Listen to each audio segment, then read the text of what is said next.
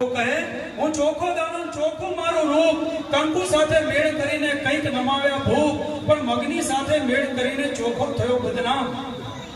મગની સાથે મેળ કરીને ચોખ્ખો થયો બદનામ રંગ ખોયો રૂપ ખોયું લોકોએ પડ ખીચડી ના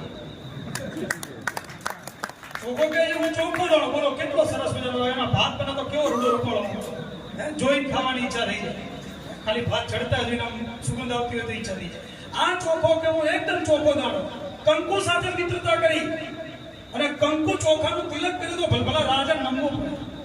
ભલે નાનકડી દીકરી હોય રાજા હોય આખા રાજ્યનો અધિપતિ હોય પણ દીકરી તિલક કરે એટલે નીચે ચૂકવું પડે આ તાકાત કંકુ અને ચોખા છે અને એની સામે મગ સાથે મિત્રતા કરી પછી અને મગ સાથે મિત્રતા કરી એટલે પહેલું એનું રૂપ ગયું રંગ ગયો કારણ કે આપણે હળદર નાખીએ અને હળદર ના નાખો તો શાંત થાય ખીચડી